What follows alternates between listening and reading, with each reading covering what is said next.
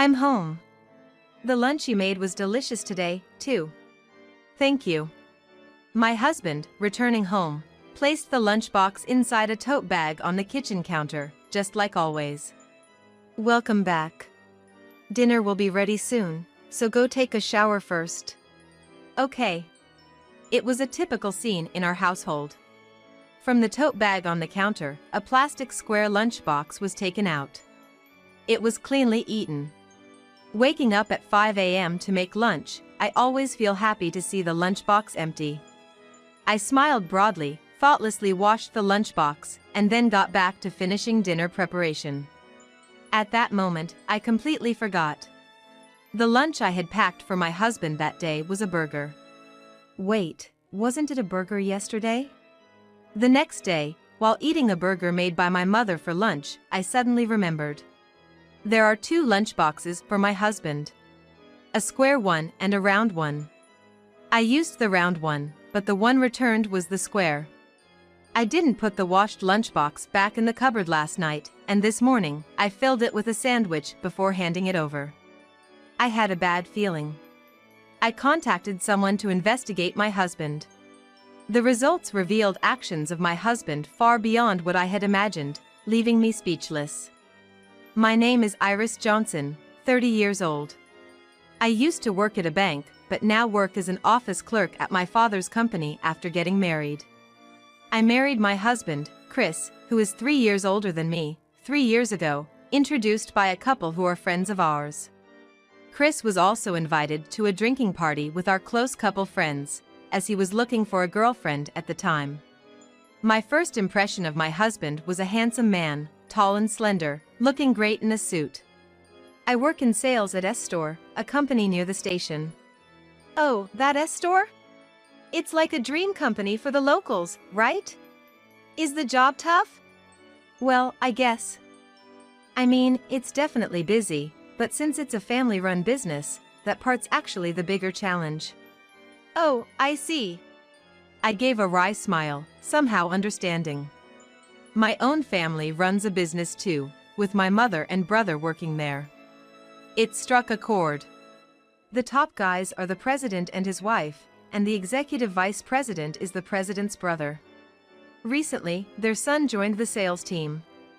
It's kinda hard to complain about anything in the office. S-Stores is a company dealing in wholesale food and liquor, a fairly well-known local business with about 30 employees. Despite being in a rural area, it's known for good salaries. There are many job seekers, but naturally, since employees rarely leave, it's hard to get in. It's a well-regarded company in a good way. What about your job, Iris? My husband asked, and my friend was quick to respond, as if she'd been waiting for the question. Iris? Oh, she works at the bank closest to Chris's office. Maybe you two have already met somewhere? My husband looked at me in surprise. Maybe my friend was trying to set up a meant-to-be moment.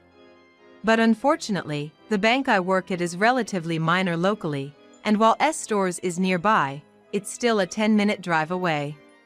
How about we go out for dinner sometime after work? I'd love to hear your gripes. Sure, if I'm suitable. This was the start of my relationship with my husband. Chris, being in sales, was always considerate and charming. He always took me to nice restaurants and gave me thoughtful gifts on anniversaries. My friends were quite envious. Upon marrying, I left my bank job to help my father's struggling company. Partly because my mother, who'd been managing all the office work, had health issues. Iris, I'm sorry.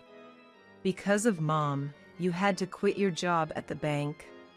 Don't worry about it. The salary's almost the same, and I can leave at regular hours. Plus, I get delicious lunches, so it's all good. Indeed. Working at my father's company had only advantages. The hours are flexible, which helps with managing household tasks.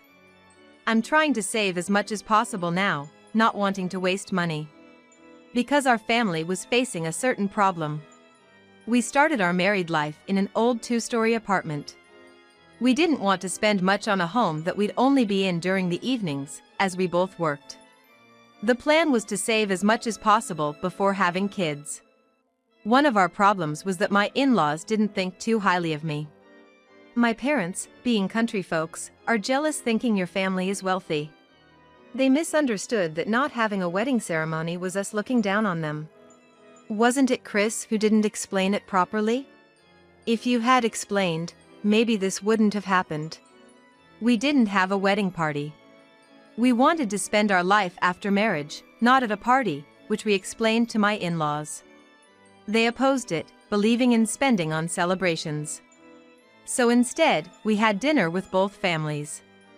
I thought my in-laws were satisfied with that, but they must think we don't want to be tied to their family. It seems they've made up their mind about that. But I'm sure things will change once we have kids. Yeah, that's all we can hope for. Even when we greeted them at their house or met both families together, they never said anything unpleasant directly. They did seem disappointed when we said we weren't having a party. The words of my in-laws, as told by my husband, seem more genuine since I'm not there. They say things like, "Such a stingy family for not spending on celebrations," or "They're snobbish and unpleasant." Until we have kids, you don't need to interact with my family. They don't want to meet you anyway. Chris always said he'd handle it, keeping me from contacting or visiting his family. Hey, how about we visit them together this Christmas? I really want to clear up this misunderstanding and get along. We can wait until we have kids. They said they don't want us to come. Plus, I don't want you to start the new year feeling bad. Since my husband's family lives in the next town, we never ran into them accidentally after marriage. My friends said, "That's convenient, isn't it?" But I still felt disappointed that I couldn't get along with my husband's parents. And then, there was another problem troubling me. It might be even more troublesome. Iris, I have a little favor to ask. My husband, emerging from the bath, hesitantly started to speak. Oh no, again. What is it? You haven't already run out of your allowance, have you?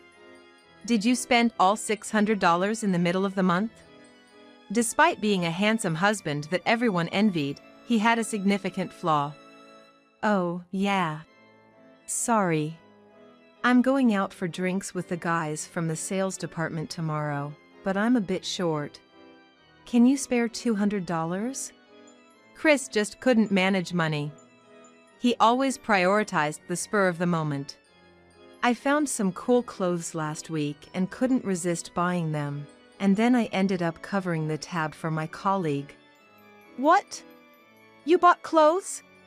And you treated? Sorry, I just couldn't help myself and bought them secretly. But they are stylish. And about the tab, I had to, you know? I'm a senior. It would look bad if I didn't. Listen. That's what people do when they can afford it.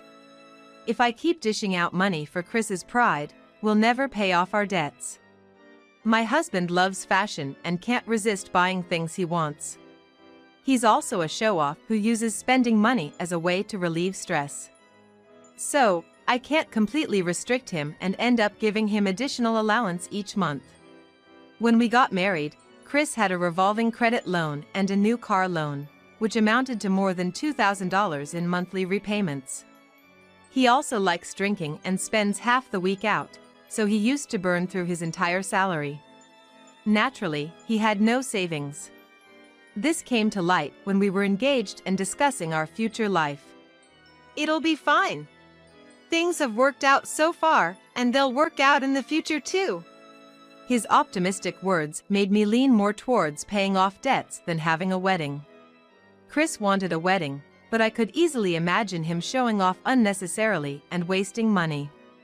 After my persuasion, Chris agreed, "All right, I'll give up on the party. But please, keep my debt a secret from my parents." That settled the matter. Looking back, maybe I should have reconsidered the marriage then. But at that time, I thought, I need to take care of him. And I was in love with him. Love is blind, as they say. 2 years have passed since then. Driven by a sense of duty to repay debts, I've been living frugally. I only buy inexpensive clothes and personal items.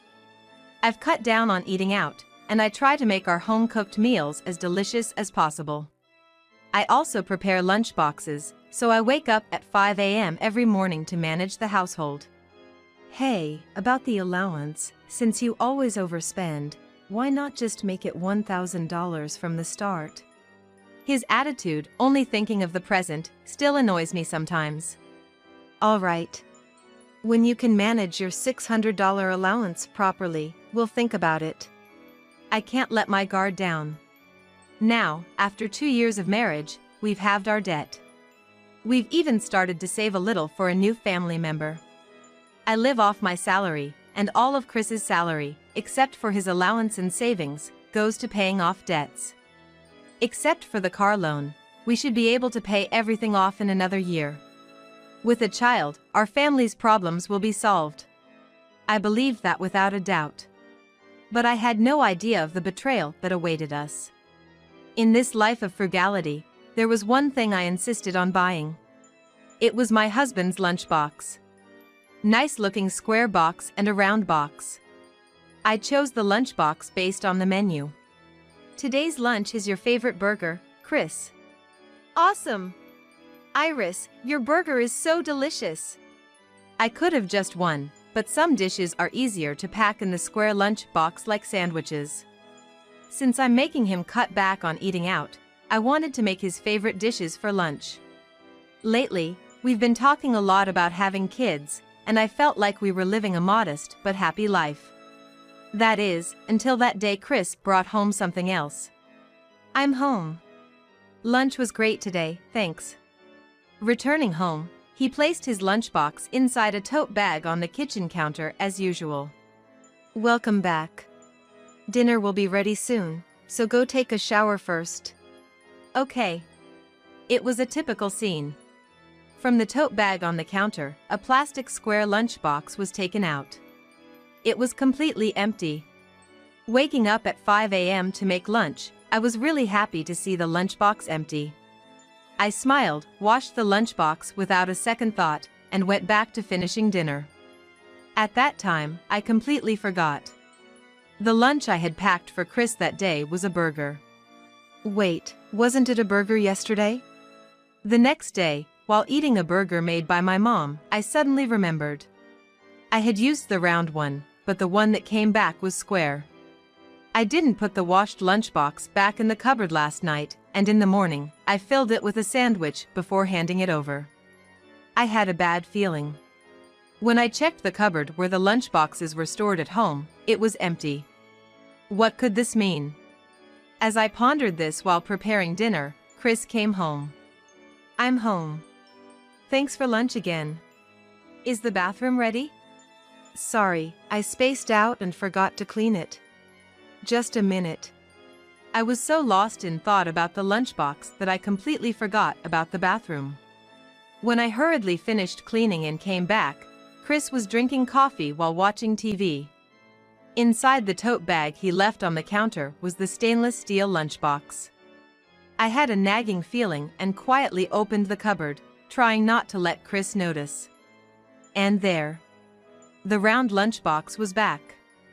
Suspicious. There's definitely something going on. While Chris was in the bath, I decided to call someone for help. And I decided to do some investigating on my own too.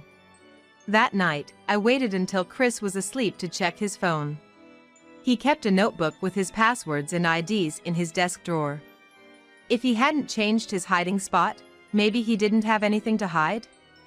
I hoped so. Otherwise, he was seriously underestimating me.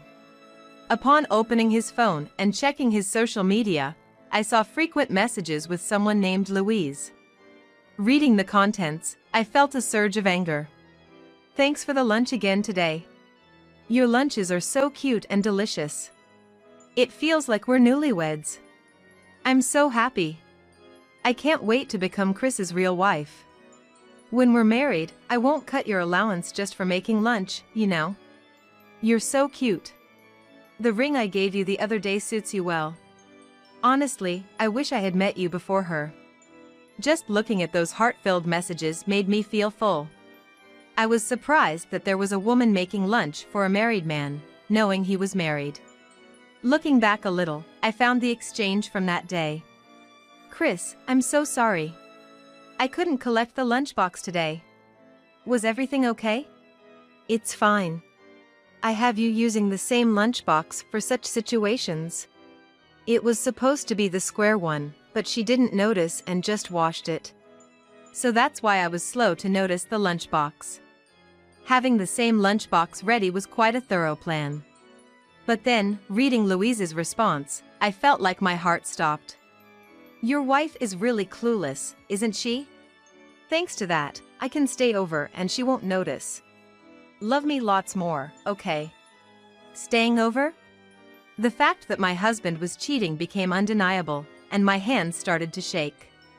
There were photos of them half naked on a trip, smiling together. Curious, I looked back at their exchanges and saw that Louise had been making lunch for about half a year. Come to think of it, he started staying overnight at his parents' house occasionally last year. Was it because of this? Initially, I was so angry I thought my head would explode, but as I took screenshots and read on, I felt more and more hollow, thinking about how all my efforts these past 2 years had been in vain. What was the point of my last 2 years? Tears were overflowing before I knew it. "I loved you, that's why I believed in you." Trying not to wake Chris, I sobbed quietly. I felt cold, yet there was a boiling rage deep inside. I couldn't forgive his betrayal. While sending the screenshots to my phone, I thought about how I would make him pay. For the next week, I acted like nothing was wrong. I never thought smiling at my husband would feel so painful. I wondered where he got the money for the trip and the ring. I manage all his bank account and cards. How did he do it? A week later, I received evidence from the person I'd asked for help, reigniting my anger. I took the evidence and visited my in-laws for the first time in 2 years. I spilled all of Chris's secrets and expressed my intention to divorce. There was no turning back. I went to stores the next day at lunchtime to confront my husband and his mistress. His office had a warehouse next door, and I boldly entered through the front door with a reception area. From the reception counter, you could see the entire office. Everyone else seemed to be out for lunch, leaving just the two of them. Chris was chatting with a woman at the opposite desk, eating lunch. "Hello. How are you?"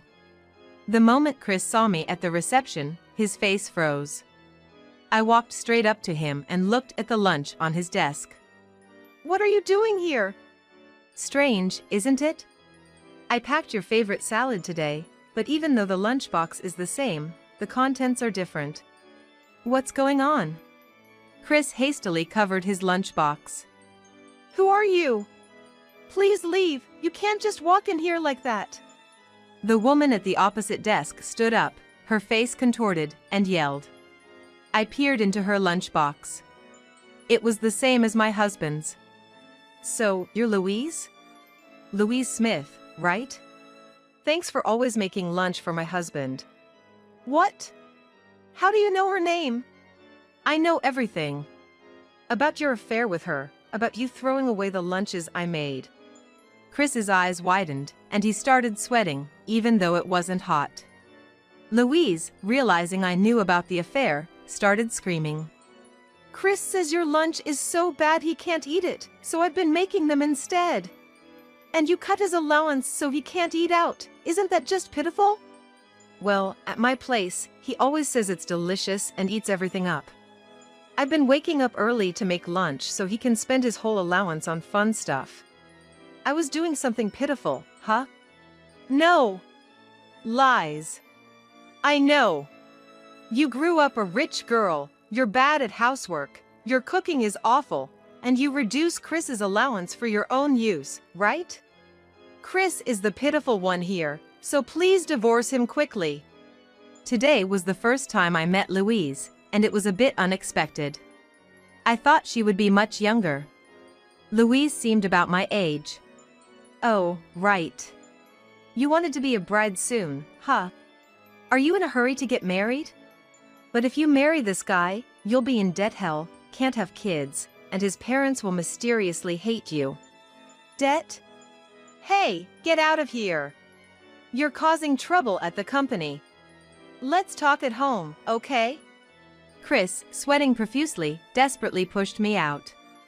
Then, a middle-aged woman peeked out from a seat partitioned off by a cubicle. It's fine. Take your time, it's lunch break. Iris is like a daughter to me. If necessary, I'll testify about the two of them at the company. What? Daughter? What do you mean? I didn't know they knew each other. The person I had contacted was Marcia, the wife of the president of my husband's company. She's an old friend of my mother's from her student days and used to visit our house often when I was little. I kind of forgot to tell Chris about her as she used to listen to my complaints about the company. Marcia had been investigating the fate of the lunches I made for Chris and their behavior at the company. You were throwing my lunches in the break room trash can every day. I got videos of it and showed them to your parents. What? Parents? Yeah, I went to your parents' house yesterday. I revealed all your secrets. They were surprised, but apparently, you made me out to be the bad guy and got money from them. No wonder you didn't want me near your house. Yesterday, when I went to Chris's parents' house to talk about his debts and affair, I heard shocking things. They believed I, being a rich girl, despised their poor family and didn't want to associate with them. Moreover, they thought I was infertile and that the treatment costs were making our life difficult, so they were giving Chris $600 a month. Sometimes he even begged for more, right? So you had nearly $2,000 a month for allowance? You even stored your new clothes at your parents' house. Well, that's... Louise, this is who he really is. Still want to marry him? I'm divorcing him, but if you want him, I'll gift wrap him for you. Oh, no. I don't want him. What? Why not? Wait. Divorce? Let's talk at home. It was just a fling. I'll be good from now on. Sorry. I apologize. Chris, pale-faced, grabbed my shoulders and begged, his head almost touching mine. It hurt, it was annoying, and it made me furious. I yelled, shaking off his hands. Shut up.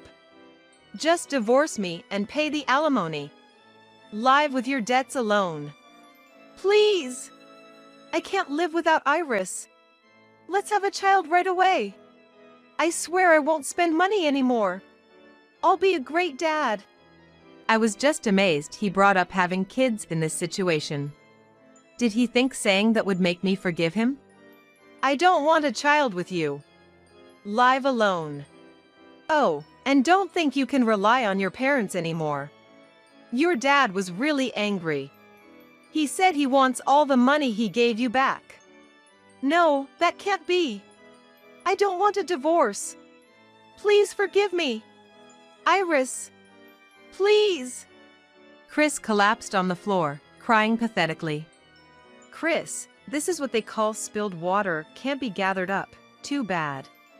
Marcia smiled slyly as our eyes met. I suppressed a laugh, nodded slightly, and left the company. After that, the divorce with Chris went smoothly with his parents' help.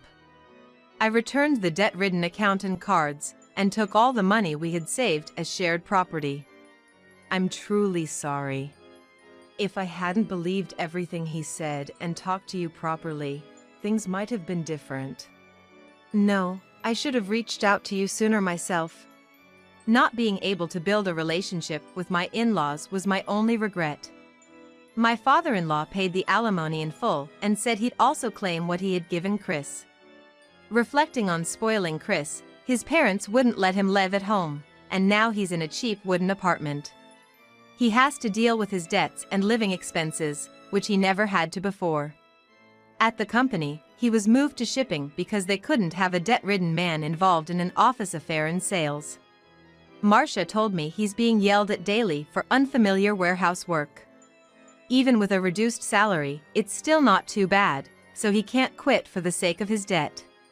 Now, the once handsome man has become a scruffy old guy.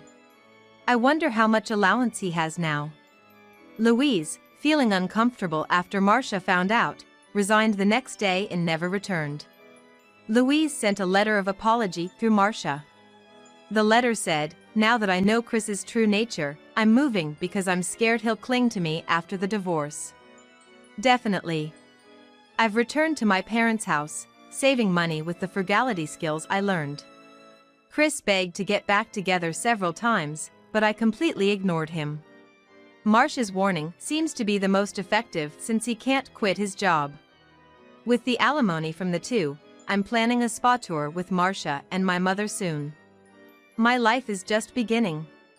I plan to live positively from now on.